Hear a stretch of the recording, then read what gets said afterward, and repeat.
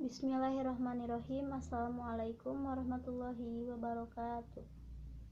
Yang terhormat Bapak Dr. Haji Rusmadi MMPD, dan yang saya banggakan teman-teman kelas PAI non-reguler semester 2 B2. Perkenalkan, nama saya Siti Rohimah dari kelas PAI non-reguler semester 2 atau B2, NIM 0220110078. Di sini saya akan memaparkan materi tentang pendidikan, lingkungan, budaya, dan teknologi. Baik, untuk materi yang pertama ada manusia sebagai makhluk individu dan sosial. Manusia sebagai makhluk individu. Dalam bahasa Latin, individu berasal dari kata individuum yang berarti yang tak terbagi. Jadi merupakan suatu sebutan yang dapat dipakai untuk menyatakan suatu kesatuan yang kecil atau terbatas. Yang kedua, manusia sebagai makhluk sosial. Dalam kehidupan sehari-hari, kita tidak terlepas dari pengaruh orang lain. Seorang manusia selama ia hidup tidak akan terlepas dari pengaruh masyarakat, di rumah, di sekolah, dan lingkungan yang lebih besar. Manusia tidak akan lepas dari pengaruh orang lain. Oleh karena itu, manusia dikatakan sebagai makhluk sosial, yaitu makhluk yang di dalam kehidupannya tidak bisa melepaskan diri dari pengaruh orang lain. Bentuk-bentuk interaksi sosial atau kerjasama. Kerjasama timbul akibat orientasi perorangan terhadap kelompoknya dan kelompok lainnya, yaitu adanya suatu keseimbangan dalam interaksi antara orang perorangan dan kelompok manusia. Perubahan sosial dan pembangunan. Perubahan sosial merupakan gejala yang melekat di setiap masyarakat. Perubahan-perubahan yang terjadi dalam masyarakat akan menimbulkan ketidaksesuaian antara unsur-unsur sosial yang ada dalam masyarakat sehingga menghasilkan suatu pola kehidupan yang tidak sesuai fungsinya bagi masyarakat yang bersangkutan. Manusia dan kebudayaan. Manusia dalam kehidupan sehari-hari tidak lepas dari kebudayaan karena manusia adalah pencipta dan pengguna kebudayaan itu sendiri. Budaya berasal dari budi dan daya yang berarti cipta, rasa, dan karsa. Wujud budaya dapat dilihat sebagai wujud konkret pengguna kebudayaan itu sendiri. Budaya berasal dari budi dan daya yang berarti cipta, rasa, dan karsa. Wujud budaya dapat dilihat sebagai wujud konkret, yaitu pertama, perilaku, yaitu cara bertindak atau bertingkah laku tertentu dalam situasi tertentu. Yang kedua, bahasa, yaitu bahasa hasil budidaya manusia yang berfungsi sebagai alat berpikir dan alat berkomunikasi. Yang ketiga, ada materi.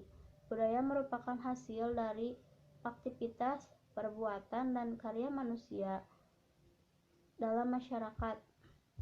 Substansi atau isi utama budaya. Yang pertama, sistem pengetahuan, yaitu suatu akumulasi dari perjalanan hidup manusia. Yang kedua, nilai, yaitu sesuatu yang baik yang selalu diinginkan, dicita-citakan, dan dianggap penting oleh seluruh manusia sebagai anggota masyarakat. Yang ketiga, pandangan hidup, yaitu pedoman bagi suatu masyarakat atau bangsa dalam menjawab atau mengatasi berbagai masalah yang dihadapinya. Yang keempat, kepercayaan, yaitu mengandung arti yang lebih luas daripada agama dan kepercayaan terhadap Tuhan Yang Maha Esa. Yang kelima, persepsi, yaitu suatu titik tolak pemikiran yang tersusun dari seperangkat kata-kata yang digunakan untuk memahami kejadian atau gejala dalam kehidupan. Yang keenam, etos kebudayaan, yaitu ciri kebudayaan dari suatu masyarakat atau suku tertentu. Ilmu pengetahuan, teknologi, seni dalam kehidupan manusia. Ilmu pengetahuan, teknologi, dan seni, ketiga istilah itu sangat berkaitan erat dan sangat dibutuhkan dalam kehidupan manusia. Tanpa ilmu tidak akan lahir teknologi. Tanpa teknologi, ilmu sulit berkembang pesat. Baik ilmu maupun Teknologi membutuhkan sentuhan seni dalam pengembangannya.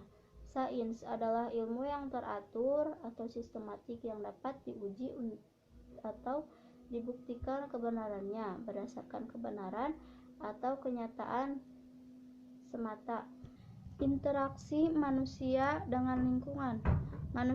Manusia secara biologis tergolong dalam Homo sapiens. Manusia adalah makhluk yang paling canggih, paling sempurna karena memiliki kelebihan dibanding makhluk hidup lainnya. Beberapa paham yang menyangkut hubungan manusia dengan alam. Yang pertama, paham determinisme. Yang kedua, posibilisme yang berkaitan erat dan sangat dibutuhkan dalam kehidupan manusia. Tanpa ilmu tidak akan lahir teknologi. Tanpa teknologi, ilmu sulit berkembang pesat.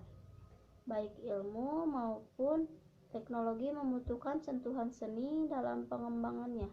Sains adalah ilmu yang teratur atau sistematik yang dapat diuji atau dibuktikan kebenarannya berdasarkan kebenaran atau kenyataan semata.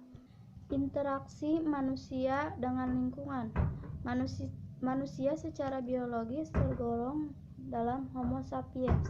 Manusia adalah makhluk yang paling canggih, paling sempurna karena memiliki kelebihan dibanding makhluk hidup lainnya. Beberapa paham yang menyangkut hubungan manusia dengan alam. Yang pertama, paham determinisme. Yang kedua, posibilisme. Yang ketiga, optimisme. Yang keempat, keyakinan ketuhanan.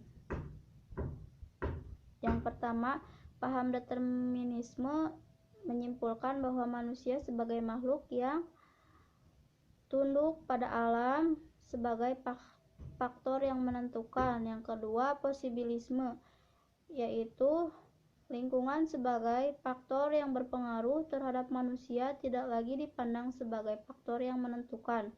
Yang ketiga, optimisme teknologi. Kemajuan dan penerapan teknologi telah membawa kemajuan pemanfaatan sumber daya alam bagi kepentingan pembangunan yang menjadi penopang kesejahteraan umat manusia. Yang keempat, keyakinan ketuhanan, yaitu jika tidak diwaspadai dapat menghasilkan orang-orang yang tidak percaya kepada Tuhan yang Maha Kuasa atau ateis.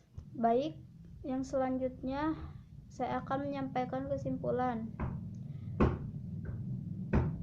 Materi yang tadi saya sampaikan menyangkut topik-topik inti manusia sebagai makhluk individu, manusia sebagai makhluk sosial, manusia dalam konteks budaya, manusia dalam konteks lingkungan, dan manusia dalam konteks ilmu, pengetahuan, teknologi, dan seni.